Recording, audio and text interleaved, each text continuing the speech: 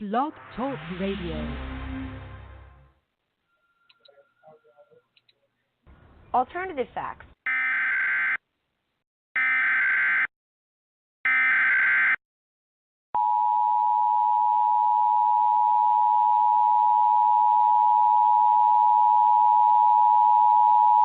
The following message is transmitted at the request of the United States government. At 12:07 a.m. Eastern Daylight Time, numerous unidentified objects of unknown intent and unknown origin were detected at high altitudes over multiple locations of Earth's outer space by the National Radio Astronomy Observatory, and these objects are presumed to be some form of controlled aircraft. It is not known if more of these aircraft will arrive, or if they will attempt entering Earth's atmosphere. United States citizens are encouraged to monitor local media outlets, as more updates will follow as information becomes available.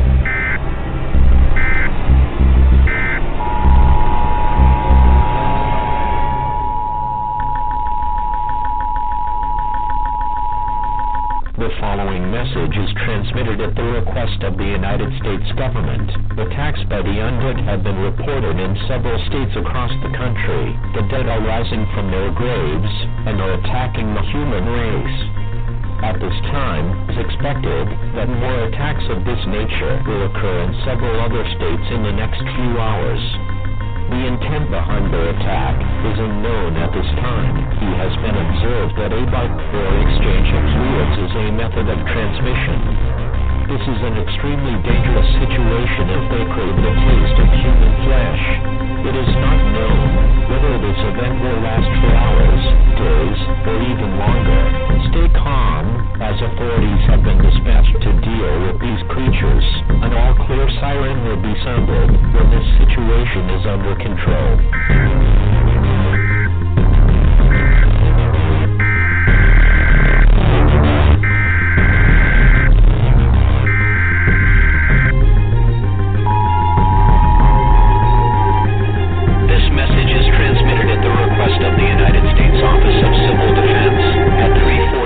Pacific Standard Time, nor is detected a long-range nuclear missile launch. This missile is believed to be headed in the direction of all residents within a 400-mile radius of this area should seek a fallout shelter immediately.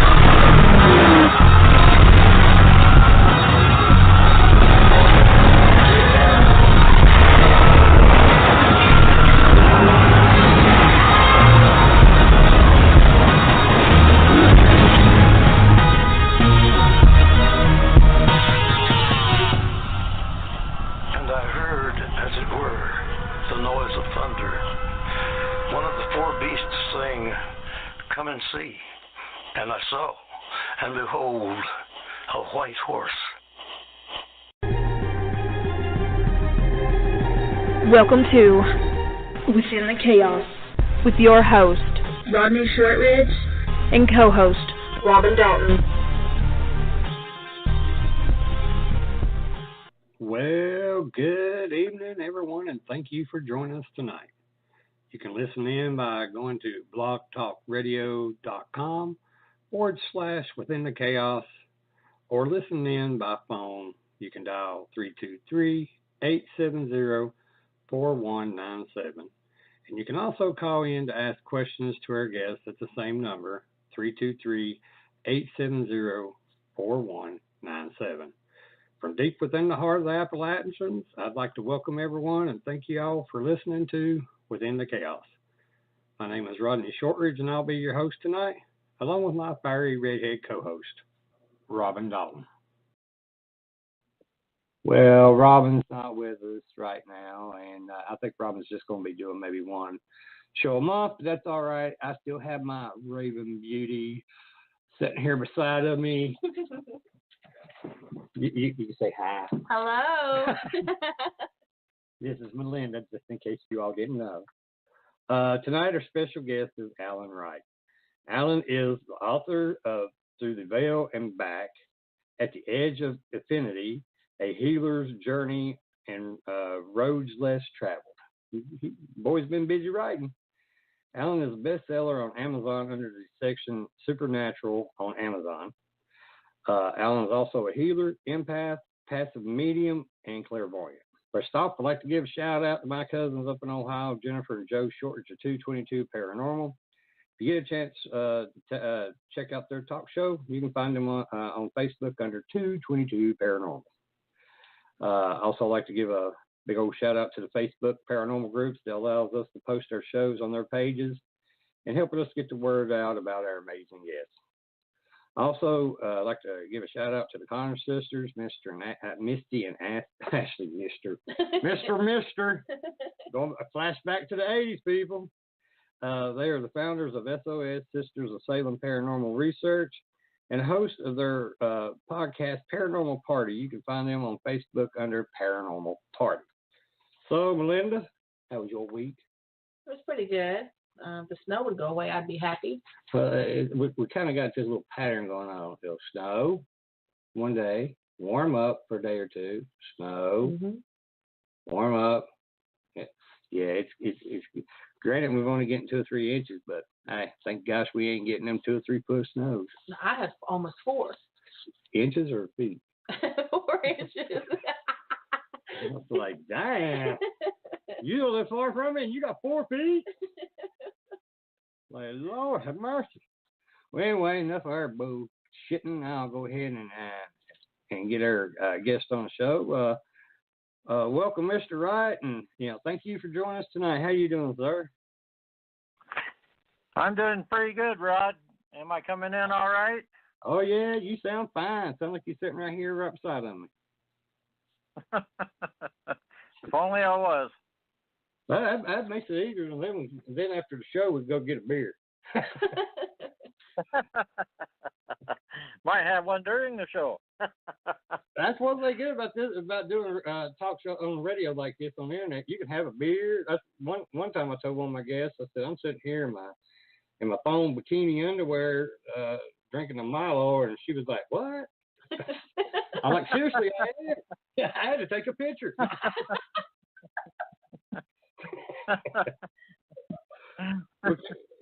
Can you tell her I'm so glad you can't see me now. He's like, well, this show's going to be over soon. Yeah, real soon. This is the shortest interview I ever did. Didn't even have to say anything, hardly. Really? Just buy my books. Just buy my books. I'm out here. Y'all can sit there with the big guy on the phone. No, you won't. I'm gone. Can you tell everyone a little bit about yourself? Sounds like a fun show. Do what? Sounds like a fun show already. Well, I try to start out bang. Sometimes I, stutter out.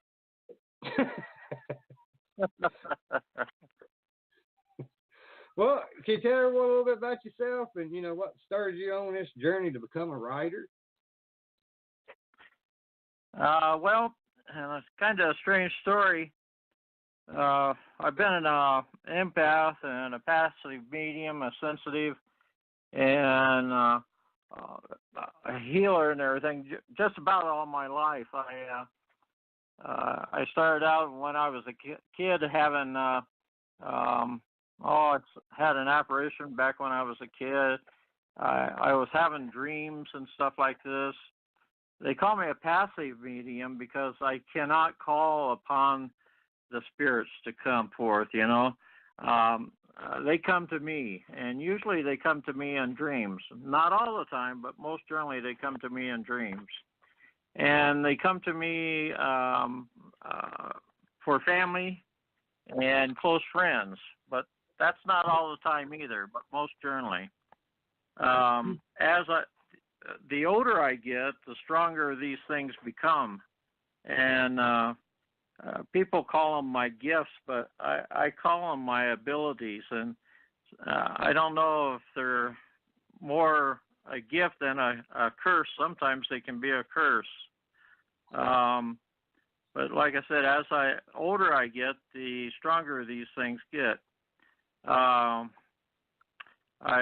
been to see my grandfather after he died. The only thing I could explain about this is that it's an astral projection. At the time, I thought maybe I might be out of body, or near death, but neither one of those really fit property. And it wasn't till later on that I heard about this astral projection thing, and that fits more closely to what happened to me. I have also was called by spirit into hell, what I call hell. It sure was different than going to see my grandfather, that's for sure. I've had dreams about a reporter in Phoenix, Arizona. That's where I'm originally from. I don't know, maybe some of your viewers, audience has heard about Don Bowles back in the 70s, reporter for the Arizona Republic there.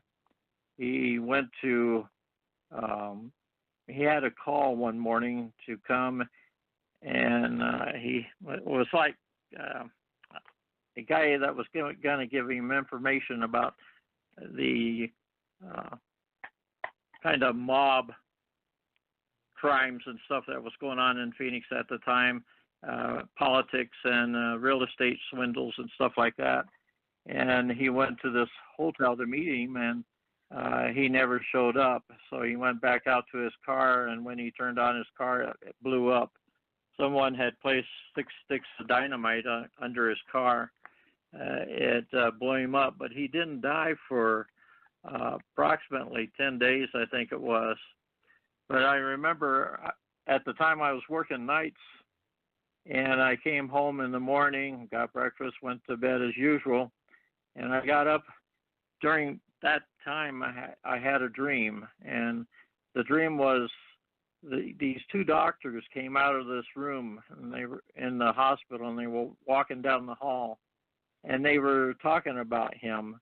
And they said they were talking back and forth about how they had done everything that they could for him, but it wasn't enough. And anyway, I when I woke up that later on that evening, I didn't know what was going on. I didn't know what the dream was about. I turned on the news, and they were talking about this, and they were talking about how Don Bowles had died, and I know now what that dream was. That dream was about Don Bowles dying, and I've had quite a few dreams like that in my lifetime. But anyway, I was telling my wife some of the stories that I have, and she said I should write a book. And I didn't really know how to go about the process of doing this. And I'm on Facebook, and I usually have about 250 friends. And I went to bed, or I got up one morning, and I had 5,000 friends.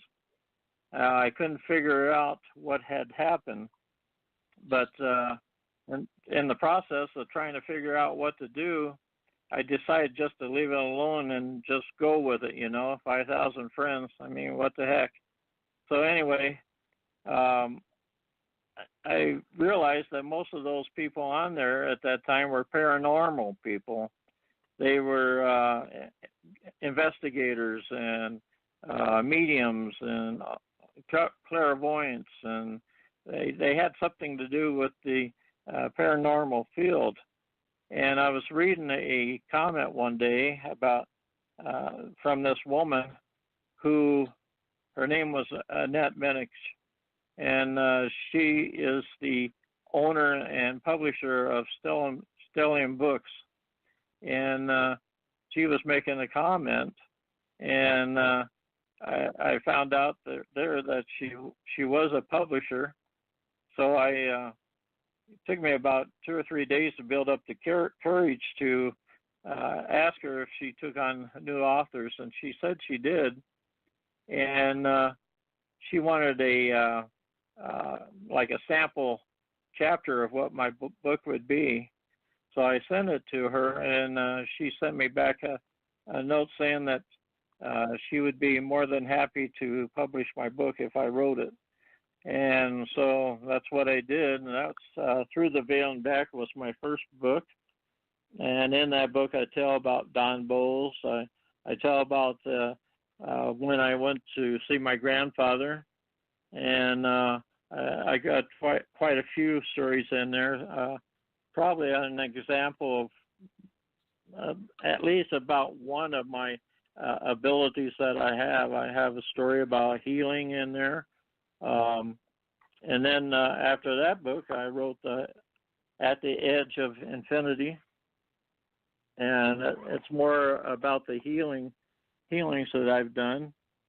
And then I wrote the Roads Less Traveled, and that's pretty much my life because I have traveled roads that other people probably haven't traveled so much.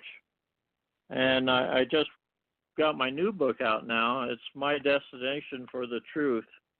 And it's just some more of the paranormal things that's been a part of me. It seems to follow me wherever I go. But anyway, that's pretty much. If you want, I can tell you about my going to see my grandfather. Oh yeah, that'd be great. Okay. Well, I went to bed one night, and as soon as I fell asleep, I had this. It was like a vision, but it wasn't. I was in this building, and I was up in the corner of the building, and I was looking down. And I looked down, and there was this body on this gurney. And there was a doctor and a nurse standing there over me. I realized it was my body, and they were standing over me, and they were talking back and forth. And I couldn't hear what they were saying. But I realized that was my body and that I had died. And anyway, all of a sudden, I started moving up through the ceiling of this room, and I moved through the roof of the hospital. It was the hospital. I moved through the roof of the hospital, and I was moving up into the sky. And as I got higher, I could see the lights of the city, and I was thinking that they were pretty neat looking and stuff. And I kept going higher and higher, and then all of a sudden, like as I'm going, I'm gaining speed too. And I got up, and I could see the Earth looking down on it. And, one of the astronauts, I forget who it was saying that the Earth was like a big blue marble. And I was thinking to myself that was pretty much what it was, a big blue marble like. And it was very beautiful. And I was thinking to myself how something so beautiful from up there could be so ugly on the surface. The wars and the murders and the rapes and everything that went on this earth. But it was so pretty up there. And all of a sudden, a voice came to me, and it went straight into my mind. And it said, the earth is fulfilling the purpose for which it was created. And as I was thinking about this, I started thinking about my family. What would happen to them, and what would they do since I wasn't there anymore? And this voice came back to me and told me that it was because of the choices and the things that I had done on this earth, and that's the reason why I was where I was at. And it was just as important for my family to go through the same process, the stumbling blocks and the troubles and trials and tribulations that I had went through, so that they too could get to the point where I was. And the reason for this is the problems that you go through the stumbling blocks and everything that you go through in this life strengthens your spirit. And so anyway, I kept going. I was time in among the stars, and I realized that the stars were all different colors. I never really thought about it before, and I was picking up speed. It was how can I put it? It was very quick. It was a fantastic speed, and the stars began to be streaks. And then all of a sudden, there was no more stars. It was just black. And you know how people talk about being in a tunnel in near-death experiences and so on.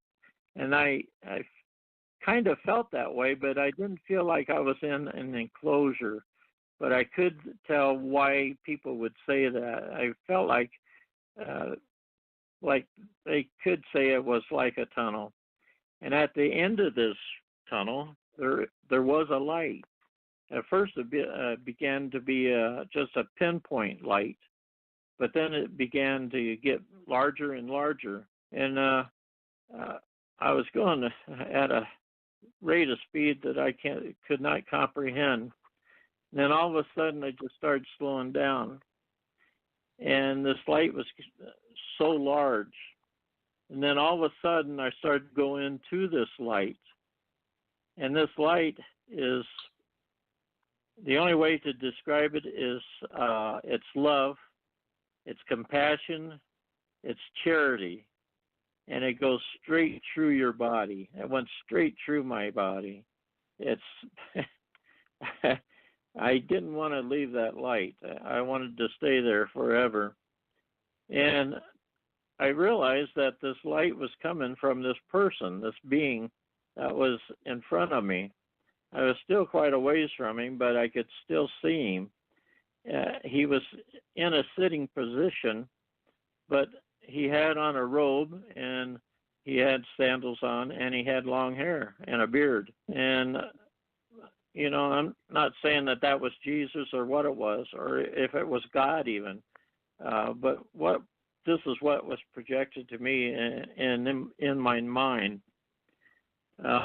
Anyway, the closer I got to this person, then all of a sudden I blacked out. I passed out or something. And I didn't really see him. And I didn't talk to him or anything. But when I woke up like in a meadow or a pasture or something. There was tall grass, and I was laying in this grass. And as I came to, I could hear water in the background, and I could hear birds in the trees. There was trees in the distance. And as I gathered my thoughts, I started getting up. And when I got up, I realized that I was in a circle of people. And I also realized that those people were my relatives and close friends who had passed on before me. But the one person that I was concentrating on was my grandfather, who was standing directly in front of me. And I felt like I could speak, but I felt like I didn't have to. And he started speaking to me through my mind, telepathy. And we were expressing our love for each other, and then we embraced. And we walked out of this pasture or this meadow out onto a path that was at the edge of this woods, at the edge of forest. And the last thing I remember was walking side by side with him, and he was telling me things. At that point, I woke up, and that dream or that thing stayed with me for the rest of my life. Now, my grandfather died in 1982, and this was about 1983. I really missed him. He was more of a father figure to me than my own dad. And I think it was because of this that I was able to go see him a lot of people say that their relatives come and see them after they die, as spirits or whatever. But I got the opportunity to go see him. Also, I knew that he was talking to me, but I really didn't know what he was telling me when he was talking to me. I kind of felt that he wanted me to get my life more in together, than it was before. And but as I got older, things started coming to me from that journey that I had. Like I said, my abilities started to become stronger than what they were. And I realized that he or whoever was him was telling me things that was helping me in my lifetime. He was telling me things like, when you die, this life is eternal. When you die, there's no interruption in that life. Your spirit leaves your body, and you go on. He also told me that when something is eternal, there's no beginning and no end. And I got to see this basically with him when I went there. Your spirit don't die. I don't know what else to tell you right now. That's one of the things.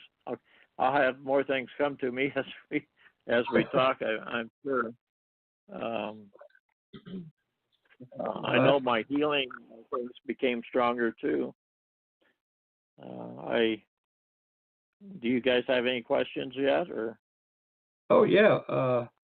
Well, this kind of goes into your abilities. For ones who don't know or understand. You're a healer, an empath, and a passive medium, and a clairvoyant. For people that are listening that don't know what that truly entails, especially with you, can you explain that to them, and how does it work with you, and stuff like that? As a healer, I can heal people of their illnesses, and I have some stories of that in my book. I use that ability mainly on my wife and even our dogs. And we have 3 dogs, so once in a while they'll get sick, and I'm able to heal them. In fact, just a couple of weeks ago, 2 of them got that dog flu that's going around, and I gave them blessings, and they healed up right away.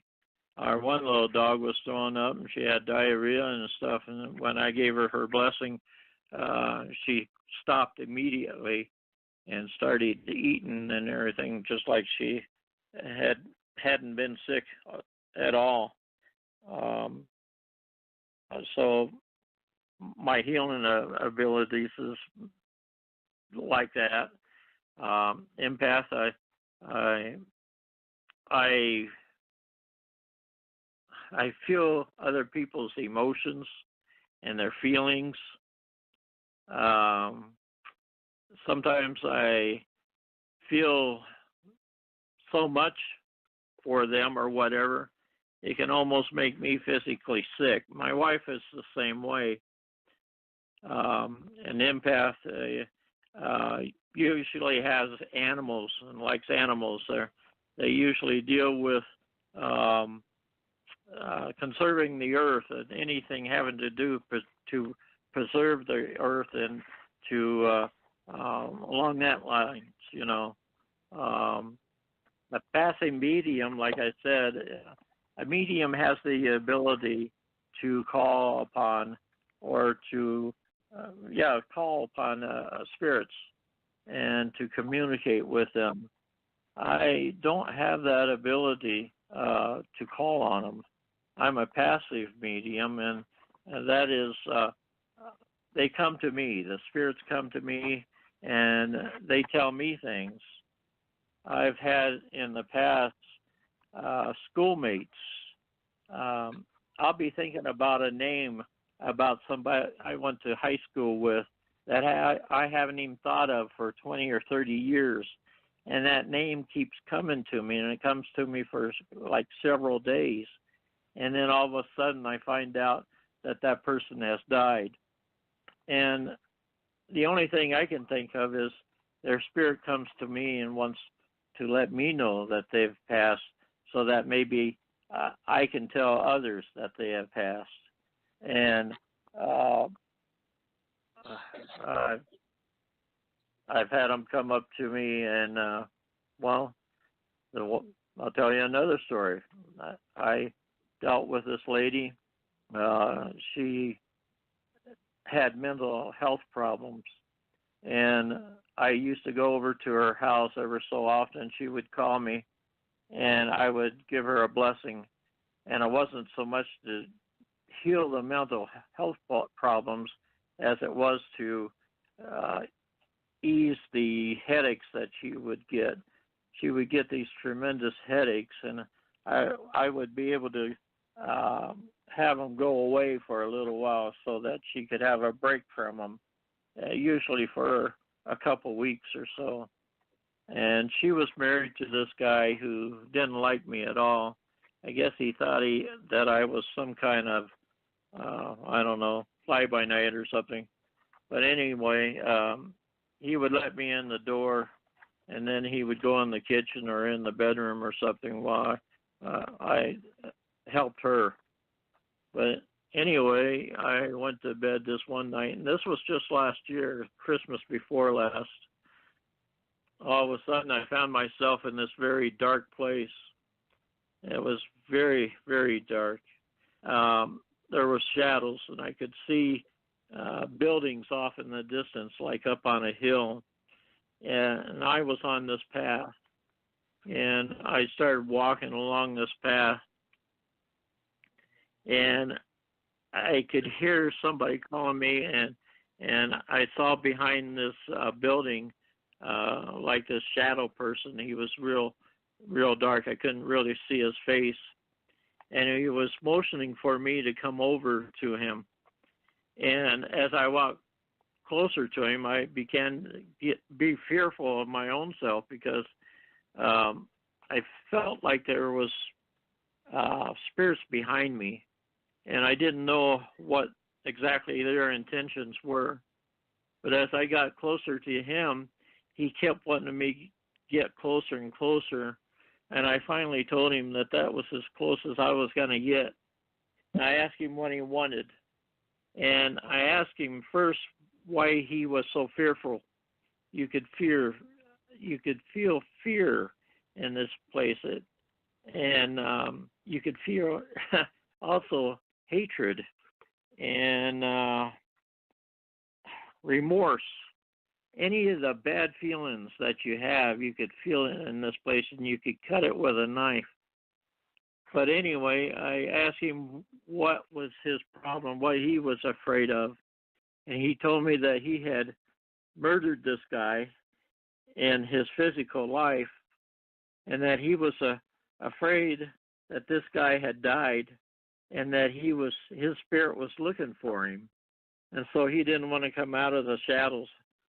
And he wouldn't tell me who he was, and I wasn't going to go back there to find out.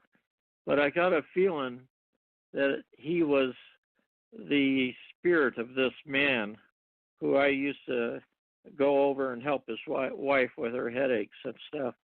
And anyway, after that, I woke up again, and that has stayed with me. It was almost like when I went and saw my grandfather. It was real, and it was another thing where I knew that this life was more than what it is in just this physical life. Your spirit goes on, and sometimes it might go on in a place that you wouldn't want to be in. But anyway, that's about all I can tell you. Okay. I'm a sensitive, and that's pretty close to being an empath. Okay. Hello, Any Alan. questions so far? Yeah, she's sliding up to the mic. Hello, Alan. My first question for you tonight is, what role, if any, does Christianity or religion play in your writing? Well, I'm not much on organized religion. I can tell you that right now. I think really they're probably a necessary evil. I believe that a church or a religion, its main purpose is to get you from point A to point B. Point A being this life to point B, getting you to the highest level of, if you want to call it that, heaven that you could get to. I believe in God. I believe I saw him when I saw him there in that light. I can call him that. You might not want to call him that, but I believe I either saw him or probably an agent of him. I believe in the Bible. I believe in the scriptures. I believe they were written by men of God and that they're true. And I don't feel that whatever I've seen or whatever they have told me is against anything that I've read in the scriptures or in the Bible. Like in the book of Genesis, it said that God created this earth in 7 days or 6 days, and on the seventh day he rested. And I believe that it is true. Now, a day to us is different to the day to him. One thing I know is those spirits, they have no sense of time. There's no time where they're at. God has no time. When something is forever, how do you mark time, And there's no time with them. So, like it said in the Bible, a day to God could be like 1,000,000 years. Anyway, we know that this earth is billions of years old, and man has been around for thousands and thousands of years. So, but anyway, it doesn't bother me any, because I know the process. I know what happens. When there's no time, there's just absolutely no way to deal with it. They have no way to deal with it.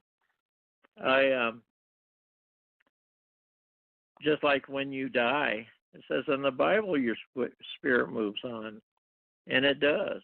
It moves on. I was raised as a Baptist, a conservative Baptist.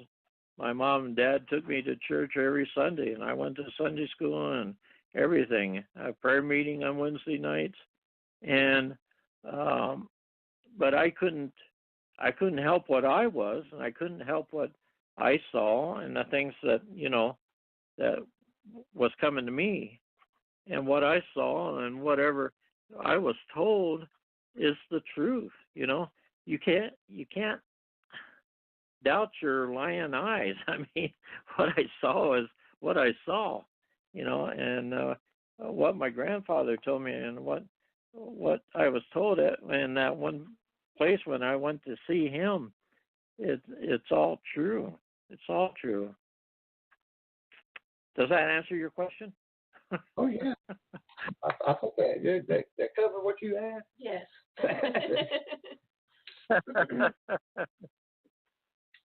My next question is, do you ever walk into like a busy place and like find yourself overwhelmed with emotions?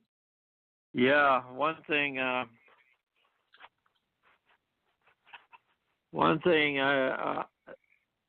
you've heard of deja vu, and I get deja vu once in a while, and it was really bad when I was younger, because deja vu for me lasts longer than it does for a normal person. Usually deja vu is like a flash, like you remember somebody, or like you used to know somebody or something. Deja vu for me might last for a couple hours or so. And back when I was young, that used to kind of scare me and overwhelm me because it kind of freaked me out. And I found out that this deja vu stuff, scientists might have a different definition for it, but I feel that time is, for them, like I said, are either one of you ghost investigators? Oh, yeah, both of us. Do you often wonder why or how those ghosts might know your name? Yes, I want to know that, yeah, because I say about 95% of the places we investigate, I get my name called, asking for me or speaking to me, and it could be a male voice, female, older voice, or even a child's voice.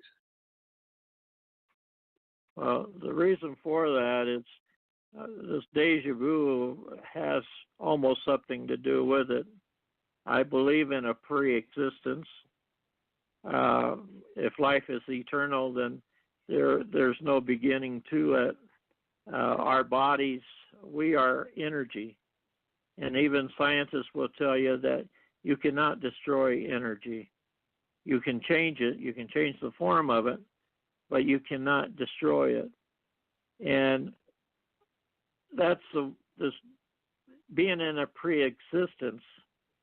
I feel that these beings have the ability to go through the history of the earth, and they are able to view certain situations and be able to view certain parts of maybe their own lives. I don't know. But like when I get deja vu, I feel like I've been there. I know the people. I know what's going to happen next. I know when a door's going to open or close. It's more than deja vu. Now, how would I know that other than seeing it before or being there at some time? And I'm almost positive that that's what it is. If you have no time, like the Earth history is like a book to God, I guess. He can just thumb through the pages of the history of this Earth and be anywhere he wants to be. It's pretty much the same for these individuals in the pre-existence when they come to Earth. And the purpose for coming to Earth is to receive a body, a physical body, and to experience the trials and tribulations of this life. And most of it is for us to make choices. I think your true personality comes out in this life. When you receive your body, your true personality comes out. I think it stands the test of time, they say. Well, I think your body does too. And how you end up or where you end up when you die is the choices that you make in this life. Mm-hmm. So, how does these spirits or these entities know to call my name? I mean, I've been doing this about going on 10 years, and it kind of creeps people out in the group when I play them audio EVPs that we got from a case, and they're like, "Have you ever been there?" And I'm, nope, that was the first time. And it kind of creeps them. It doesn't bother me, but it kind of creeps people out in the group. Well, I don't think they have any restrictions on where they go or how they can get their information. We kind of have restrictions in these physical bodies. We either walk or drive a car or fly an airplane. These people in spirit form, they can move very fast. They can be in more than one place in an instant. These spirits, I also think they have the ability to know what you're going to be doing. Since you are an investigator, I'm sure they pass it around that you are and who you are and your name also. You go to these places and they already know you're there. and they know who you are. I've had them. I didn't tell my wife this, but I've had them call my name a couple times, and I had to get off that contraption that you guys use because it kind of scared me too when they called my name. Well, anyway, what do you think is the reason why they don't call anyone else out of the group's name or try to communicate with them? I don't know. Maybe I really don't know the answer to that. Maybe they're just picking on you. That's my luck. They're like, he's the big mouth of the group. Let's give him hell. Pick out the leader. Yeah, pick up the guy. Pick out the leader, and the rest of them are one. Take out the leader. They're number one. Oh. My next question is, have you had any personal experiences that would classify as paranormal? And if so, do you have any evidence such as photos, audio, video? Well, my wife and I used to live in a haunted house, and back in 2007, we purchased this little house. It was a little 2-bedroom, 1-bath house. It was in my old neighborhood where I used to live as a kid, and I passed that house a couple times when I was going places in my neighborhood. Anyway, I bought it, and excuse me, I got to clear my voice. Darn it. I'm not dying yet, I hope. But anyway, I would go by this house, and when my wife and I got married, we purchased it. And when we first moved in, we didn't know that it was haunted. It was 2007. It was just before the housing crunch, and all the downfall or whatever you want to call it. But when we moved in, my wife started telling me after a while that she started seeing like shadow people in the hallway going back and forth into the walls and stuff. She saw moving out in the living room also. But I don't know why. I just didn't think much of it. And then I started getting this. The only thing I can call it is a banshee. It was female, and I had a pointed nose and spindly fingers and legs and arms and stuff. And when I fell asleep at night, it would run up onto me and scream in my ear. And it would wake me up out of a sound sleep. And sometimes it would do it 2 or 3 times a night. And I couldn't figure out, it wasn't really a nightmare because I would be sleeping fine, and all of a sudden this thing would like bum rush me up to my ear and scream in it. And so I didn't know what to think of that. And then one day I came home from work, and I went into the house, and there must have been hundreds of flies, these big fat blowflies or whatever you want to call them, the really juicy kind when you smash them. And they were in the windows of the kitchen and the living room area. There was hundreds of them. They were disgusting. And like I said, we had dogs, animals at the time, and I didn't want to use poison on them, start spraying it around with my dogs. So I just got out on fly swatter and I just started killing them. It took me a couple hours, but I finally got them all killed. And then I would have to sweep them up with a broom and a dustpan. And the next day I came home, again, same thing. I realized then that we were living in a haunted house. Those flies were a representation of evil. And there was something evil in that house. And so a friend of ours came over, and him and I both blessed the house. He blessed it once, and I blessed it again. And we got rid of the Banshee, and we got rid of the flies, but we still had weird things, like the shadow people were still coming and going. They didn't bother us so much, but you could see them moving down the hallway and stuff. But after the housing crunch, we had to let our house go back to the bank. We paid so much money for that house, and then the value of the home went right down the toilet, and we had to we'll let the house go back to the bank. So I don't know, maybe the bank sold that haunted house to somebody else. But yeah, I've had paranormal experiences with that.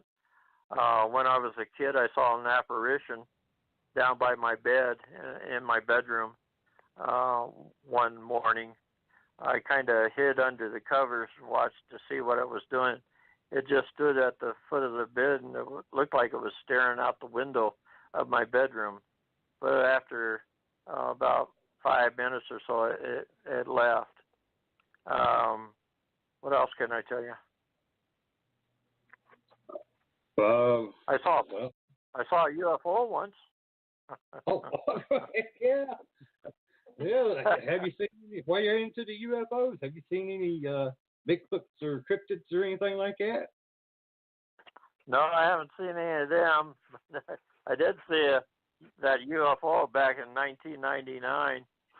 I was living about 30 miles north of Phoenix at the time, out in the desert, so to speak. It was a very rural area. And I had a little chihuahua that I would take outside so he could do his business in the evening, you know. Of course, I had to go with him because out there in the desert, there's coyotes and things that would like to eat him as an hors d'oeuvre. So anyway, I was with him one night, and I was just looking up at the moon, and there was this bright, shiny object that looked like a star next to the moon. I couldn't figure out, I never seen that star there before, and it wasn't twinkling. It looked like a planet, you know. And I thought, well, there's not supposed to be any planets that close to the moon. And as I was thinking about it, it started coming closer to me. It started moving. Then I thought, well, maybe it was a satellite, you know, or the International Space Station. But I realized then it wasn't that. And it kept coming, like it started coming towards me. And as it got towards me, it kind of slowed down a little bit, like it was spying on me or, you know, watching me. And then all of a sudden it shot off to, it was moving towards me in a northwesterly direction, but then it shot off in a northeasterly direction. It was like a 90-degree turn without stopping, and it shot off like a bullet. It was nothing but a blur. And I realized then what I saw was not man-made. There was nothing that man created that could do something like that. It just shot off. It was like a bullet. I'd never seen anything fly off like that. But yeah, the whole thing took maybe a couple minutes. But there again, I saw what I saw. Oh, that's awesome. I'll tell you, I've seen stuff that I can't even explain. My mom, she ain't one to believe in UFOs, and we were talking about that a couple of summers ago on the porch. And over across the mountain, there was a couple lights that shouldn't be moving the way they were moving. And all of a sudden, you seen this big, bright explosion. And I mean, it just lit up the whole sky. And she's like, "Well, I'm going in the house." Yeah, I would too. My grandmother and my mother, like I said, they were, I got my abilities from them.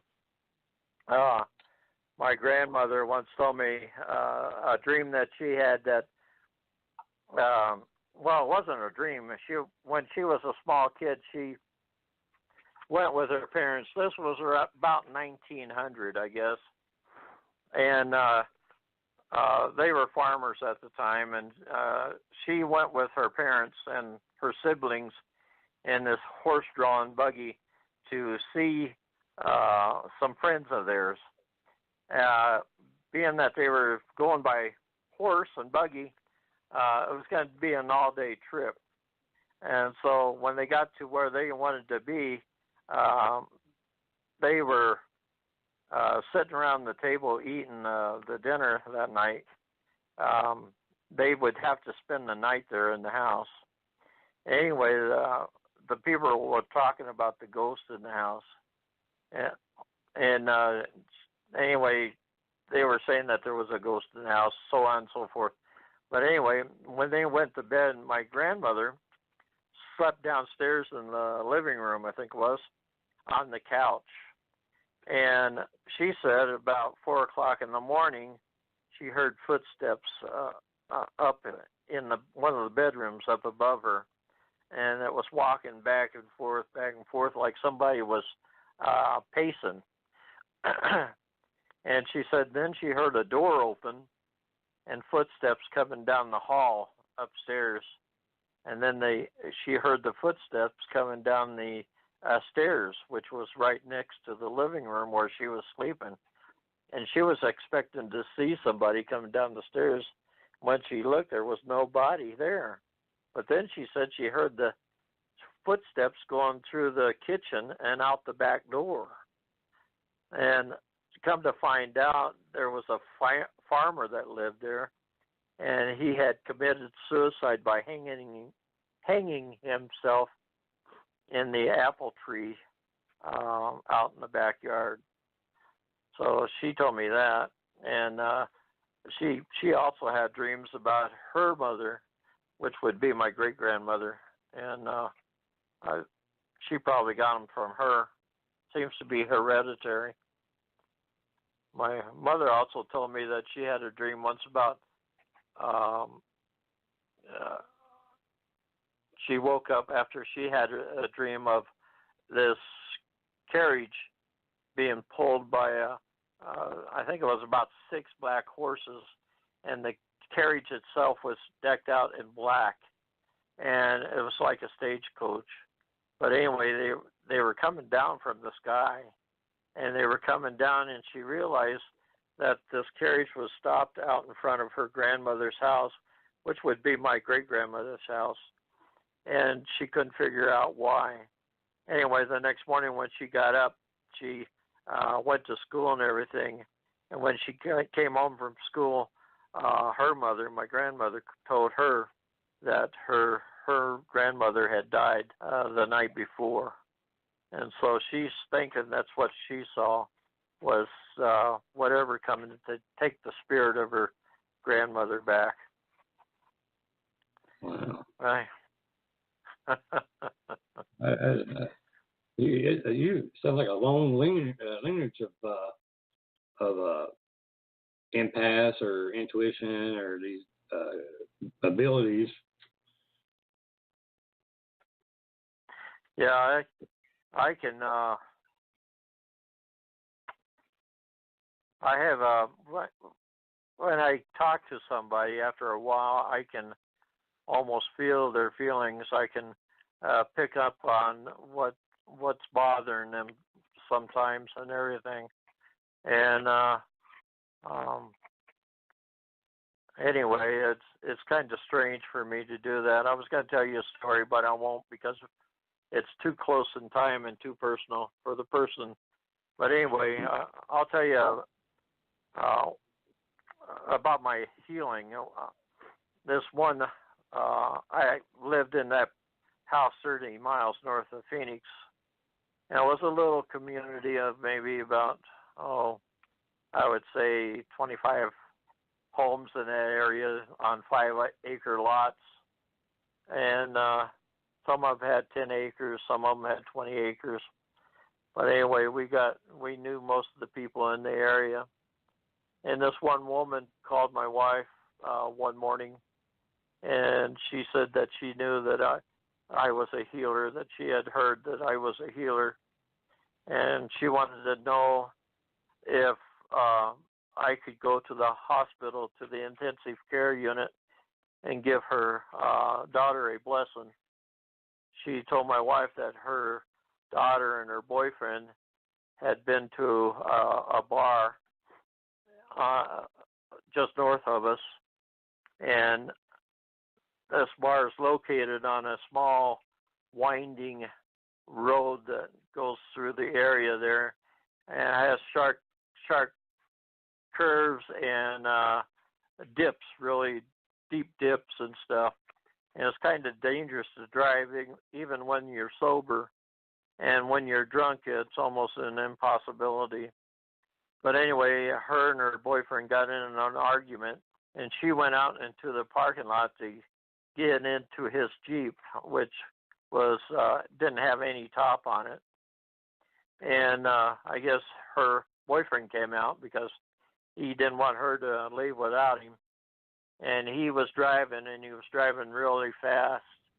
And he went down this one dip and came up on the other side, and there was a curve right at the end of this dip.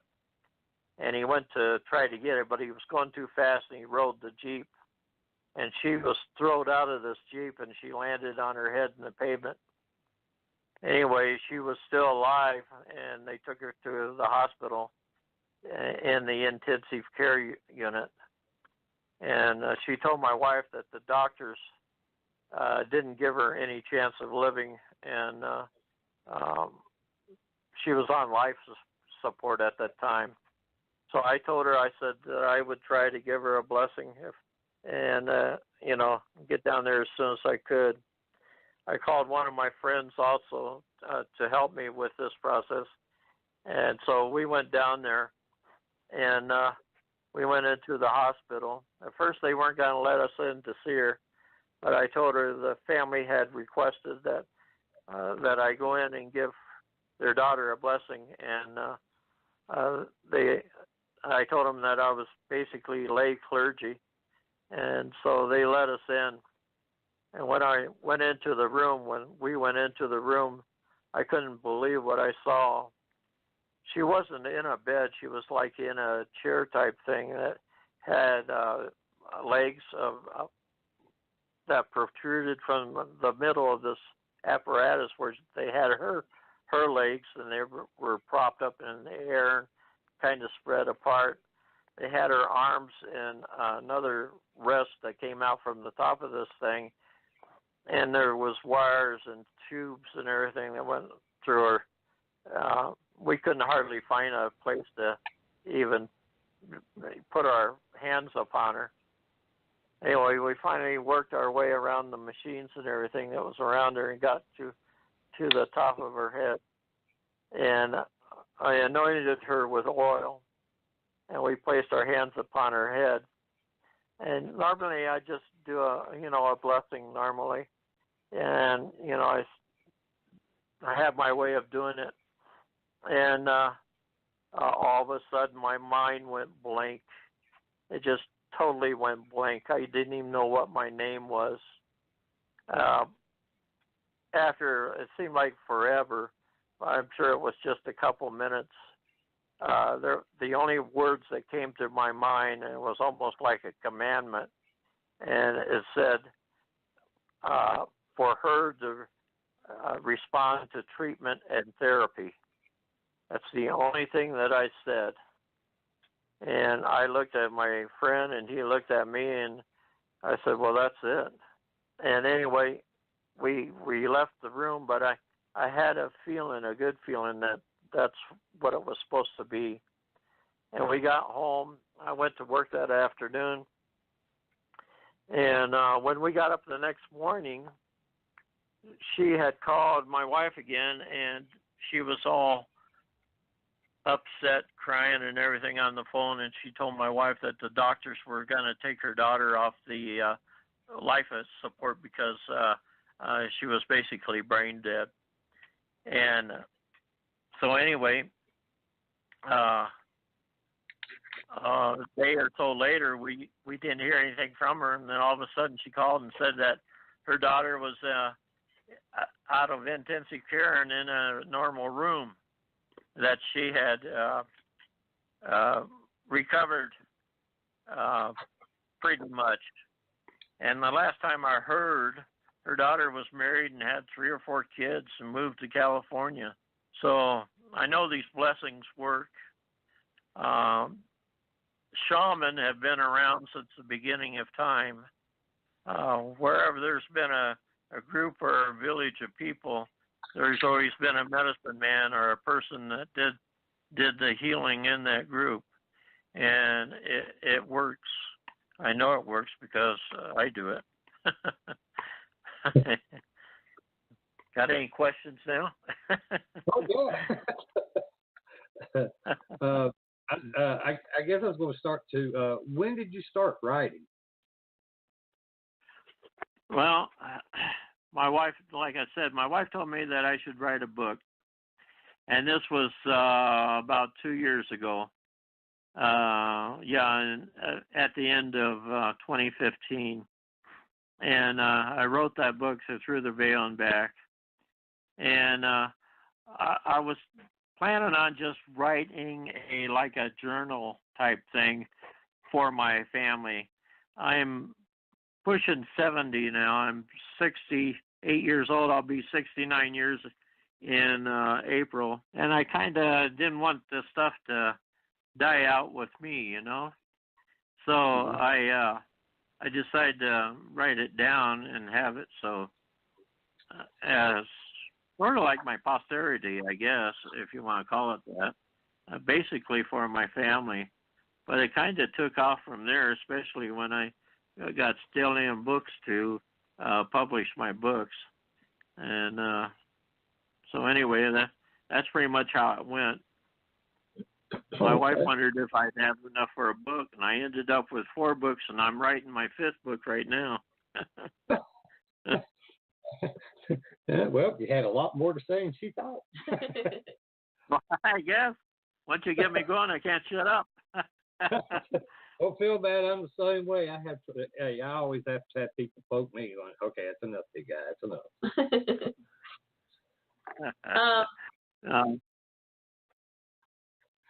How do you come up with the titles for your books? I usually start writing the book, and I don't come up with a title until about halfway through the book. Like Through the Veil and Back was pretty much about my journey through the veil to see my grandfather, and coming back again. So that's how I got that title. The second book, At the Edge of Infinity, I felt that we are all on the edge of infinity. You know, I hate to say this, but you could die going home tonight, you know, from this radio show or whatever. So we are all at the edge. And it was more or less to let people know what happens after you die and what to expect. I know there's people that think that when you die, your spirit goes down in the grave with you. And that's just absolutely not true. When you die, your spirit immediately leaves your body, and all that's left is the shell of that spirit, which would be your physical body.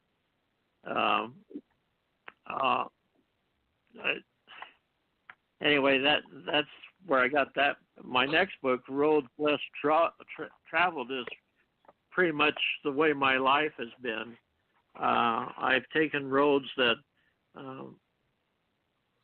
are less traveled by other people, not from choice, but because I don't have a choice. And then my last book is My Destination for the Truth. And I think that's what we are all looking for, isn't it? Truth. And that's what I've been basically trying to tell, and that's what my thing was getting truth. I feel if I hear it or I see it or I go through it, then it's the truth, you know. I can't have somebody telling me that's wearing a robe or whatever what truth is. Like I said, I'm not very much into organized religion. Anything that gets you from point A to point B is good with me. If you can stay home and do good and help people and do what's right, then you're going to be in a good place. I don't think because you're a member of any organized religion is going to get you to heaven unless you live that religion and you do it honestly and you do what you're supposed to do.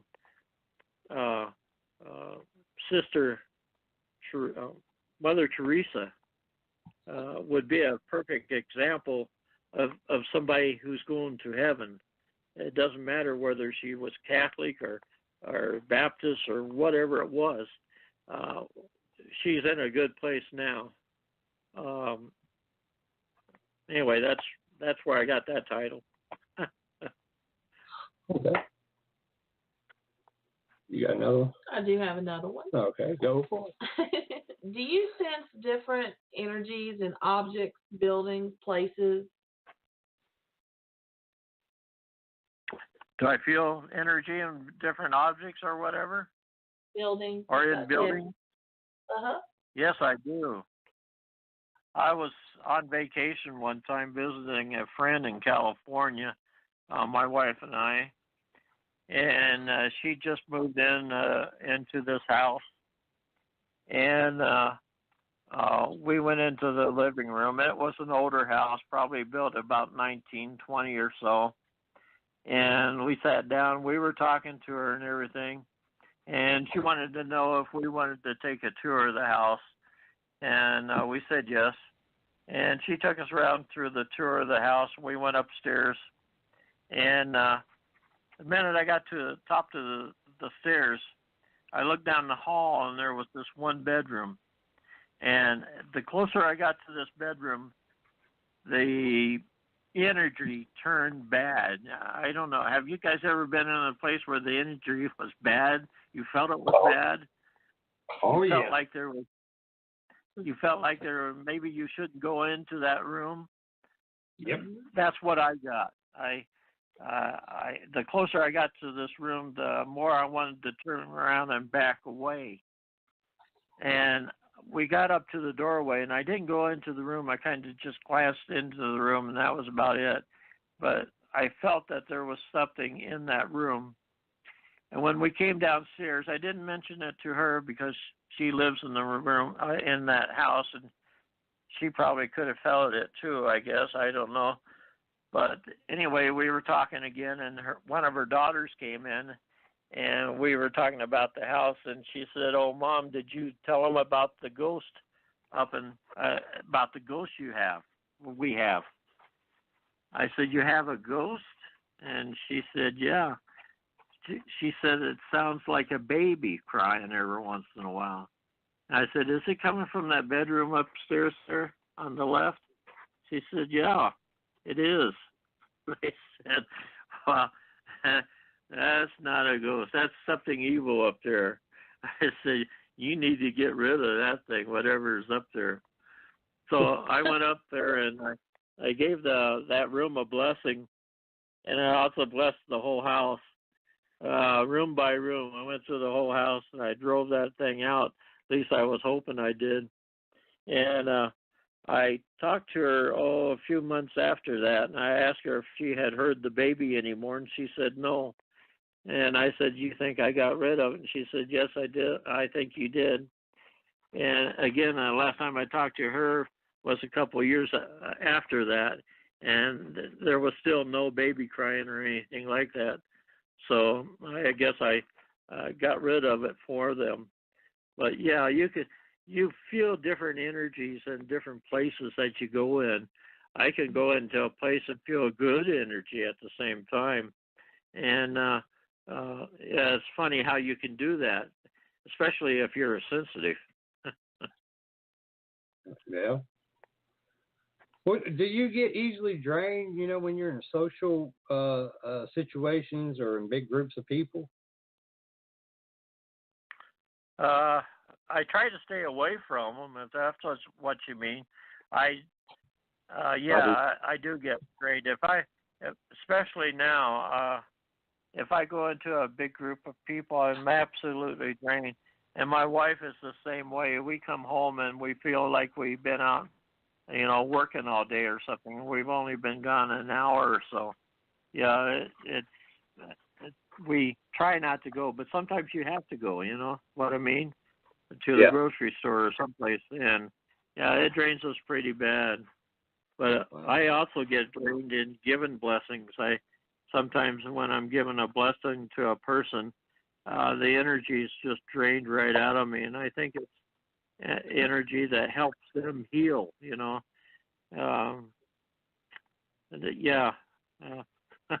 To answer your question. Oh yeah.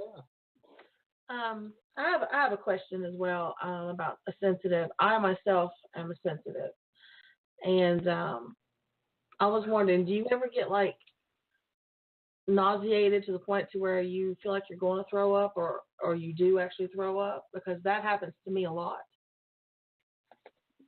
Yeah, my wife is a sensitive also. I'm a sensitive too, but my wife is more so than I am. She gets it so bad she goes in and throws up. Quite a bit. There's things that we have to actually turn the TV off if we're watching because it's so graphic and stuff. She just can't take it. These commercials about animals being abused is just too much for her and almost too much for me. And I know where you're coming from. She does too.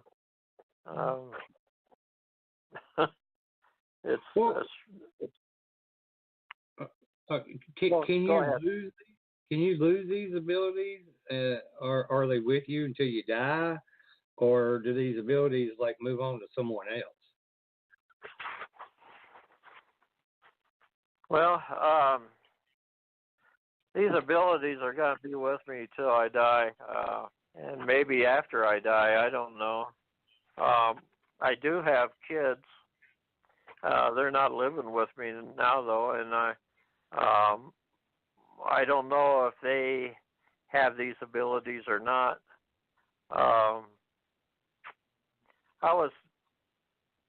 Let me tell you something that I learned, okay? Have you ever heard of old spirit or an old soul? Yes. I've been told that a lot of times. I believe an old spirit or an old soul has been around in the Preexistence for a long time.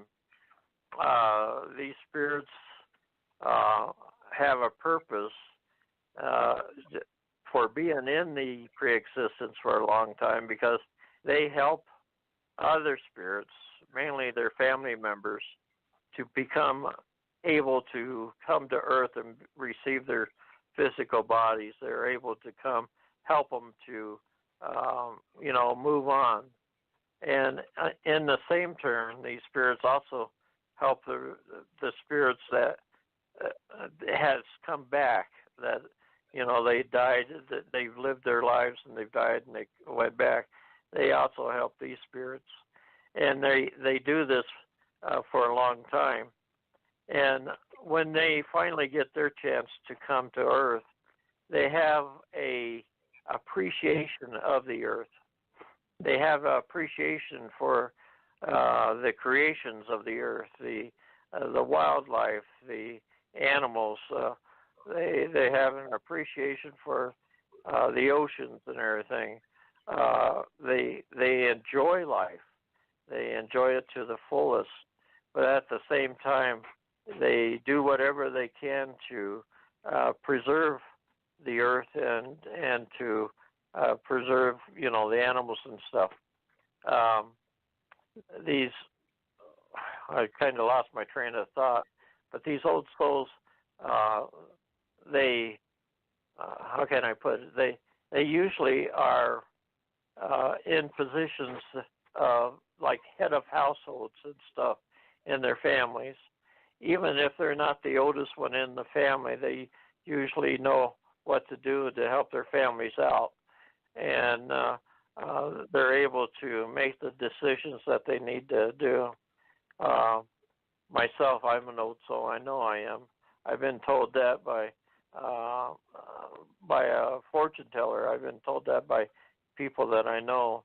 My wife is the same way. She's an old soul also. But I think that's one reason why I have these abilities too. That's why I have them, because I can help my family and my close friends and people that I know with them, you know. Mm-hmm. Well, can someone be trained to have these abilities, or are you just born with them, or are you chosen in some manner to have these type of abilities?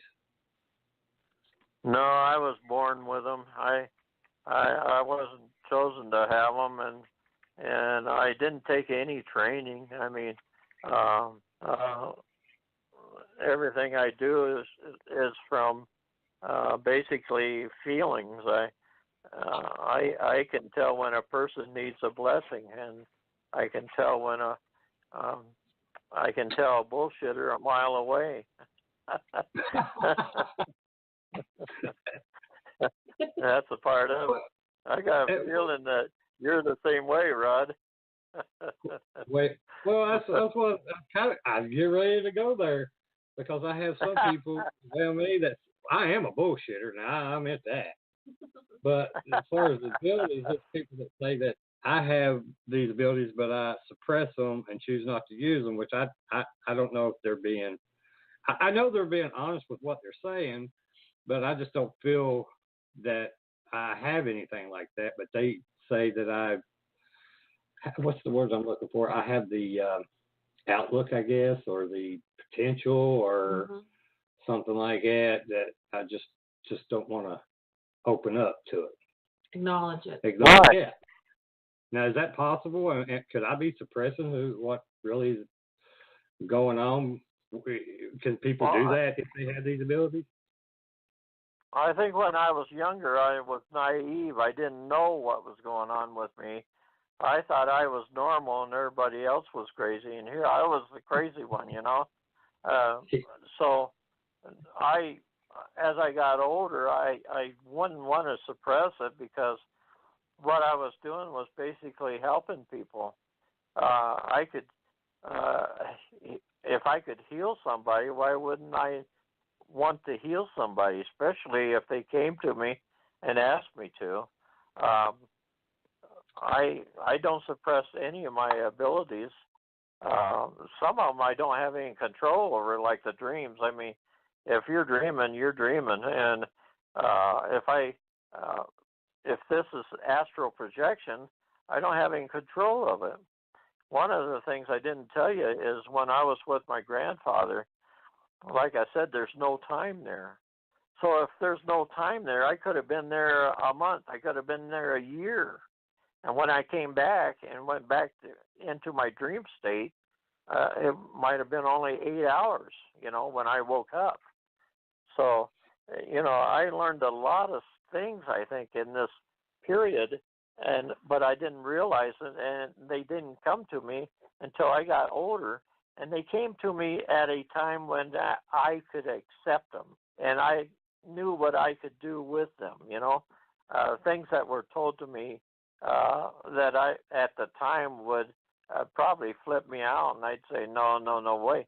But now that I'm older, I can say, yeah, okay, it's perfectly logical, So I don't know why anybody would want to suppress their abilities, if it's to help people or anything. I can't see, like, my animal was sick. Why would I say, no, I'm not going to heal you, I'm not going to give you a blessing. One thing I found out when I give blessings, I found out that maybe about half of them, the blessing does not work. And I don't know why that is. In one of my books, I say that sometimes people or things are meant to die. Maybe they have reached their end time, and they're supposed to die. And no matter what I do, it's not going to help them. I'm not Jesus Christ. I can't go and say, okay, be healed, and have the person walk away after he died or something. But I can give blessings to about 50% of the people, and they do either get better or feel better, and that's basically the chance I take. I knew this couple one time, and the lady, we found out that the husband was dying from cancer. He had a brain cancer, I believe it was. And I had given him a couple blessings just to help him relax, and stuff. Towards the end there, he was really bad. He couldn't relax, and he was thrashing around in the bed, and there was nothing that they could do for him. And she called me one night, wanting to know if I could go over there and give her husband a blessing that he was having a bad night. So I went over to their house, and I went into his bedroom, and he was mumbling things and stuff, and he was kind of rolling around, and I laid my hands upon him. The minute I touched him, I knew he was going to die. I could not give him a blessing and tell him to even feel better. The only blessing I could give that man was to release his spirit. And that's what I did. I told him that everything was okay, that his wife was going to be okay, and that he needed to go, and he needed to go into the light. And I told him to release his spirit and let it go. And when I left his house and we got back home, we didn't even hardly get in the door, and the phone was ringing, and it was her saying that he had died as soon as we left. So, when you have those kind of abilities like that, you just know things, I don't know how it comes to me. I don't know, it's just one of those things. You have the ability to look out and search for ghosts. Now, see, I don't know if I'd have that ability. If I walked into a haunted house like you do, and those creatures and stuff are going the way they are, I don't know if I would have the ability to stay in that house very long. Well, all the places we've investigated, there's only been one home that changed the way I was thinking. I actually was having thoughts to kill people in the group, and I'm like, why are these thoughts coming in my head? I'd go outside, smoke a cigarette, calm down, go back in, give it another group, and I'll start thinking ways to kill them. And I'm like, why in the hell am I thinking like this? So I went back outside. I did this like 2 or 3 times, and I finally said, I can't come in the house. I was afraid I might end up hurting somebody. And as long as I stayed out, did I what? Do you purge yourself after these things? I don't. Some of the other people, they do. I know. Every once in a while, Lori, my wife, and I, we have to purge ourselves, because those things will attach themselves to you. It would be a good idea to do that. Find someone in your area that can do that, and just have them do a blessing type thing on you, and purge yourself, where you get rid of those attachments. Those spirits, the feelings that you have when you do that, they can go into your body. They go into you, and they can persuade you to do different things. Now, whether you do them or not, I think you still have the power over that. But if you're kind of weak-minded, you could probably kill somebody or hurt them or whatever if they told you to. I think a lot of times you're doing things that's very dangerous when you do something like that. And I never went into a situation like that, fortunately. my house was haunted enough. I grew up seeing stuff when I was a kid, and I'd tell my dad about it, and Dad'd be like, "Don't be telling nobody; they'll think you're crazy." And so I kept it to myself until one of my uncles, when my grandmother passed away, we was at the wake, and he said, "Come around here to the side of the building. I got something I want you to listen to." And he pulled out a recorder, and he played some audio. And I could hear these voices in there, and I'm like, who's those voices other than you all? He's like, you hear that? I said, yeah. Who is that? I said, they sound weird. And he said, he told me that's an EVP, and not many people can hear that and know what it is. And he said, your dad told us some things that you seen and heard when you was growing up. That's what he told me not to tell nobody. And he go around telling everybody. He wanted to tell him. And he told me, he said, you ain't crazy. He said, I think you have, you got abilities that you just don't realize you have, or you just won't accept it. And he said, have you ever thought about, looking into this? He said, because you seem to have an attraction, to them or them to you, and it would be great if you could help people out. And I thought about it, and that's when I done some research and decided to start a group. And we've been doing it about 10 years now, and I don't know if we've helped anybody, but boy, we've got a lot of stuff I can't explain. Well, one of the titles in my of a chapter in one of my books is ghost magnets, and I'm a ghost magnet, a spirit magnet. I have spirits around me all the time, and you probably do too. These spirits, they know who has these abilities, and they are attracted to them. I keep wanting to go to this person the other day, but I just don't want to do it because I know he knows who he is, and I just don't want to do it. But they want to tell things. They want you to tell things or tell you things so you can relate them to other people or whatever. And so, they're attracted to you because they know your abilities. You're exactly right, Rod. Okay. Well, it really surprised me.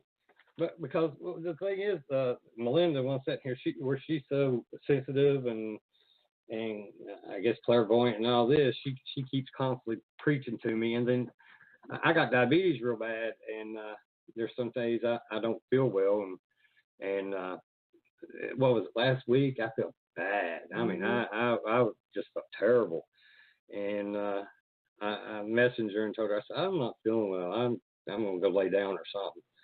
I woke up about 2 or 3 hours later, and man, I felt great. I ain't never took a nap to feel that good. And then I sent her a message. I said, thank you, whatever you did. I know you sent some mojo my way. And she said, well, I know this one woman told me one time her husband was real sick in the hospital, and I told her that I would do what I could, and that's what I did. And anyway, I messaged her back the next day or something, and she was surprised that her husband was actually feeling quite better and eating. He couldn't even eat before. And so I think good energy and blessings, they do work. Yeah. Have you ever noticed, Rod, that a lot of people in the paranormal field, they're very sick and they don't live long? Yeah. Have you ever noticed that? Yeah. Yeah. Do you think it might be maybe draining their energy or their life force or something like that? Yeah, I think it is. I think it's a drain on your life force. I think they have the ability to affect your health. About 3 years ago, I got up in the morning about 7 o'clock in the morning, and all of a sudden my right side just went numb, like somebody. It was a terrific pain, and it was like somebody stuck an ice. And I went down to the floor, and my right side was basically numb. It wasn't. I couldn't move, and this pain was just out of sight. And I crawled into the bedroom, finally got back up in bed, and my wife was at work, and I was laying there in pain. I took some pain pills. I had some from when I went to the dentist, and that was the only thing that was helping it. And as I was laying there, remember that voice I told you that I heard when I was going into the light to see my grandfather? Yeah. That same voice came to me in that bedroom that day, and it said, "You're dying." Just like that. Now that will put the fear of God into you, especially when you know it's the same voice that told you something from one of your other paranormal experiences. It just said, all right, as clear as you're sitting beside me, I would say, "You're dying." And anyway, like I said, it took me a year and a half to actually get where I could drive a car again. I couldn't even drive a car for 2 months. And even right now, I have neuropathy in my hands and my feet.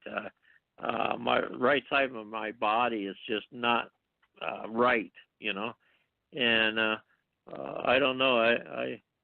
I just read all the time about these people that's in the paranormal, and they just die from weird diseases, and they're really not that old, I sometimes wonder about it, but anyway. Oh, I think you have a point to it. I do think that some of these people and groups, I don't think they really respect what they're really up against or what they're doing. And I don't think these spirits, the majority of them, I don't think they mean any harm. It's just a different plane of existence, and it's just draining. Because I know when, there's times when we come back from an investigation, it can be a good investigation, nothing really going on. It takes me a week or two just to get over just being so damn tired from it. And I know What I was told when I went and saw my grandfather was there's different levels of heaven, there's different levels of hell. And the level of spirits that you're dealing with is a level of, I hate to say this, but it is a level of hell pretty much. And you have to be very careful when you're dealing with those ghosts because they are very dangerous. And a lot of them has power to throw things and knives and stuff. A lot of them are very powerful and they can hurt you. And I think a lot of them has power to make you ill and sick. I've heard quite a few cases of paranormal people that's in the paranormal that has diabetes like you do, and it's just bad. But you have to have respect for the ones that you're dealing with. Whenever you go into the place, you can't disrespect them or whatever because you're asking for trouble. Well, I had one guy that's been in the paranormal world for a long time, and I talked to him at one of these events, and he's been keeping up with us, and he told me, he said that what he thinks, because we were talking similar about, people dying or getting really bad sick after investigations and so forth, and he said that people like me, he said, well, you have this strong aura and this strong will and personality. He said, you're like a magnet to them. And he said, they draw their energy from you. And he said, when they do that, that weakens you. He said, and he asked me, he said, does anybody else in the group had these problems. And this is until Melinda came along. And actually, no one else did. But now Melinda is kind of going through. Granted, hers is, she'll get to the point where she's throwing up. But to me, it takes like a couple weeks for me just to. I mean, I feel like I played a football game when I was in high school, and it took me 2 days to get over it, but it's taken 2 weeks to get over it. Well, I know when I went and saw my grandfather, for instance, I was on a different level in this life, in this physical life. It leaves you. With that though, it was uplifting. I felt invigorated. After. Well, that time when I went to hell, I felt that for 2 weeks, and it left me in a bad way. I mean, I could feel it for 2 weeks. I was kind of weak. I was moody. It just bothered me to the core. And I know where you're coming from there too. And Melinda, be careful when you go into those places like that, because, like I was telling Rod, you can really pick up some dangerous stuff in there, in those different houses or where you go. It's, for a lot of people, that's probably the first step they go before they go to hell. Plus, a lot of those ghosts are not ghosts. I think a lot of them are demons, and they're just pretending to be somebody that they're not. And those demons are ancient. They've probably been around for thousands of years. They know things that we can only hope about knowing, and they know things about hurting people and the dealings of human beings. And it's a very dangerous thing that us paranormal people are involved in. I know even myself, like I told you, I have to cleanse myself and my wife. We have to just get those attachments off from us. My wife just handed me a note a few minutes ago asking me to give her a blessing after this show because she was in the bathroom throwing up. That just, she's, like I said, a sensitive like me, and she picks up on things. Anyway, any other questions? Can you pick up on things far away? I mean, is she got sick because of, us discussing this, or is it something, I'm not trying to be nosy, but, does it correspond with us talking about the paranormal or something that it's made her sick? Yeah, I just looked over at her and she shook her head, yes. I think it brings back memories of some of the things that I've told you just now, like when I was in bed and that voice came to me and told me I was going to die, or I was dying. She said, well, everybody dies, but that's not exactly how he said it. He said, you are dying. Mm-hmm. Yeah, she just told me she don't want to hear that.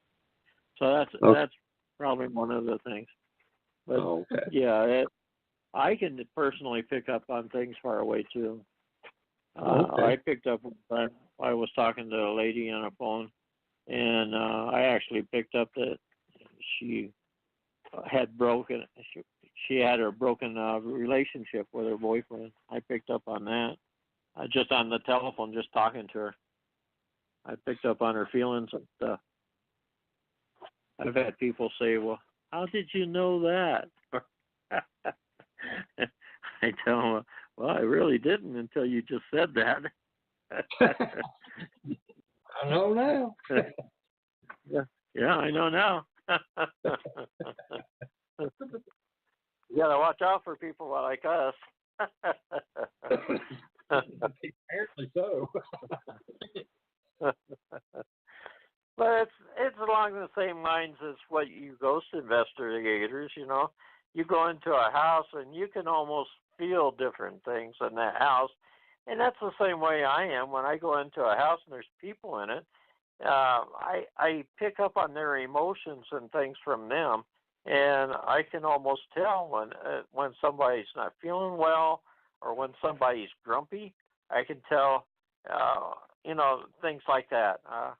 Well, I got a Just question. the way it is.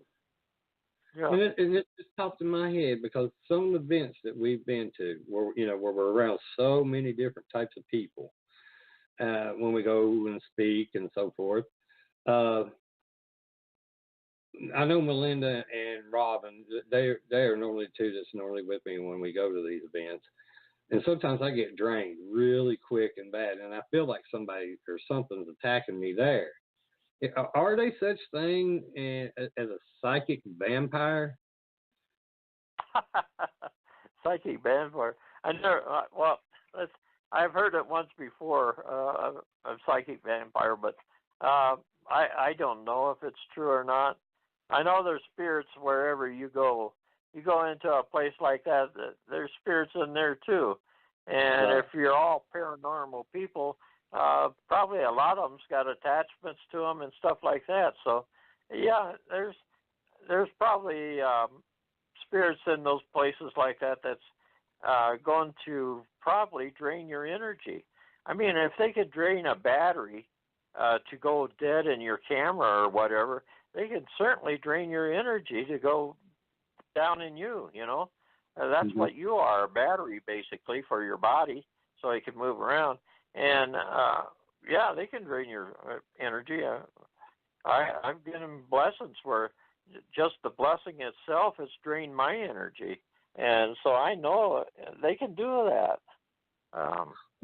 Well, what's your opinion on why they keep coming after me? I mean, it don't seem like it's anybody else in the group, except, like I said, Melinda, but I don't think that's happened to her at an event or anything. But why is it when it's like a public setting that it seems like it don't happen all the time, but I would say 50, 60% of the time it happens. I just think, Rod, you're probably more sensitive to it than a lot of the other people that are in there. If it's a big building and a lot of people in there, a lot of booths or whatever, a lot of paranormal people, you probably realize that there's probably more than you that's getting sick also or drained.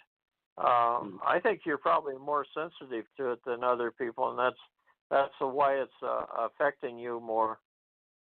Just like my wife, she's so sensitive and she's getting sick just from what we're talking about, And you're probably the same way, You're just more sensitive to those things than other people are, even though they're in the same field that you're in. Okay, well, that makes sense. Okay, you got one? I do. I do. I do. If you could witness any event of the past, present, or future, what would it be? Past, present, or future, huh? Uh-huh. I've always had a interest in the future. That being is because I feel that we are living in a time when our earth could come to an end. I feel that we are close to that time. The reason being is I feel that I have a feeling that these spirits on the other side is like getting ready for something, and I just have a feeling that I've had this feeling for a while now that we're heading in a direction that is going to bring this earth to an end. Well, the earth itself is never going to end, but us, the population, the people on it, will be coming to an end. That interests me. Why, I don't know. It just does. If I could see a good thing or want to be a part of a good thing, it would probably be probably in the past. And that would be if my grandfather was alive again. And if we could do the things that we did back when, but have me as an adult this time. Well, what are your thoughts on parallel universes? Do you think it's possible that some of these entities that you witness and other people have witnessed, may be coming from another dimension? Yeah, I think it's possible. I think, like I said, I think there's different levels of heaven and different levels of hell. I do believe that there are parallel universes, so to speak. I believe there's probably a universe that probably looks pretty close to ours. We probably have doppelgangers in this other universe. I don't know, but yeah, I believe in it. Rod, there's so many things out there that we just cannot comprehend. Our human minds are so small. We just cannot comprehend the things that's out there. And I believe there are parallel universes. I believe that there could be. I know there's different levels of heaven and hell. I know that for a fact.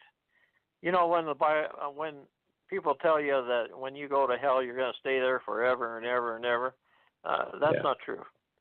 The truth of the matter is, when you're in hell, it's a bad place, but you can, in time, work your way out. The purpose of God and the purpose of this earth and the purpose of everything that is going on is to better us. And if we're thrown into a place where we cannot better ourselves, then that's going against everything about God and the creation. Hell is a place where you can better yourself. The different levels of heaven is a place where you can better yourself. If you end up on the lower level of heaven, in time you could work yourself up and to the top level. So it's a place where you can better yourself. That's the only purpose of this creation and what we're going through. That's one purpose of my books is so I could get the word out there of what I saw and what I was told, and that's what I'm doing now, what I'm trying to do. People might think I'm crazy, but everything I write in my books is the truth. It's no science fiction in it, nothing fantasy or anything. It's the truth. It's what I've lived. It's what I've seen and what I've heard. It's all in my books, every part of it. Well, we're running out on time, Alan, and I'll tell you what, it's been a great show, and I do appreciate you coming on. What are your plans for the rest of the year, bud? Sit back and drink beer. Well, Happy New Year, yeah. Here I am sitting in bed in my underwear.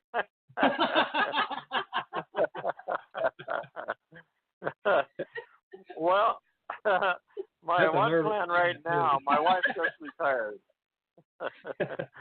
So, her and I are going to get together this year and do some things. And but I do want to finish my next book. I don't know if it's going to be my last one, but I've already started on it, so I want to get that finished. And basically, I'm looking at that. I've got a few more radio shows to do. Other than that, that's about it. I'm a simple person. I just do my healing and my other stuff. But other than that, I'm simple. I like my beer and I like my wine and I like whatever. Laying in bed in your underwear. Yeah, laying in bed in my underwear. My wife is going, oh God.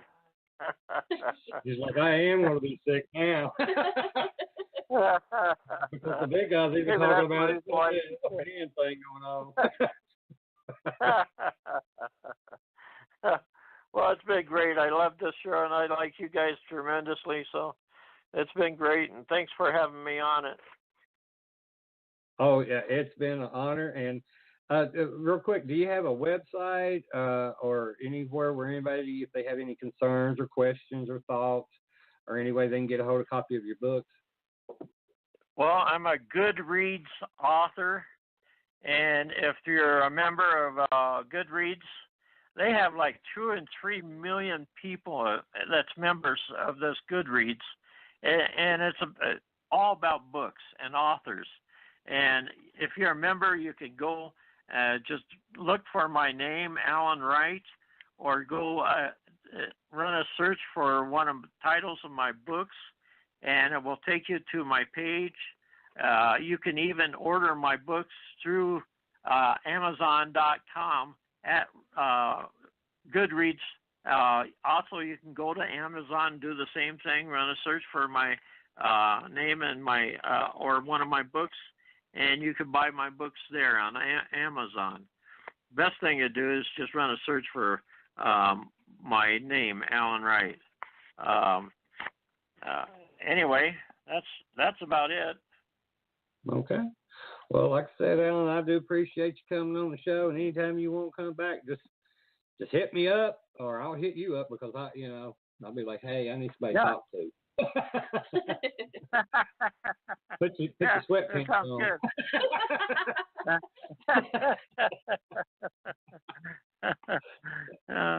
Well, you sound like a guy that enjoys life. I do. I got a bottle of moonshine the other day. Maybe you and I could do a little bit of sipping.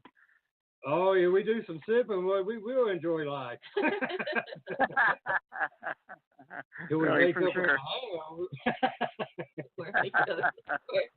I don't know about that. I ain't into the fair trade.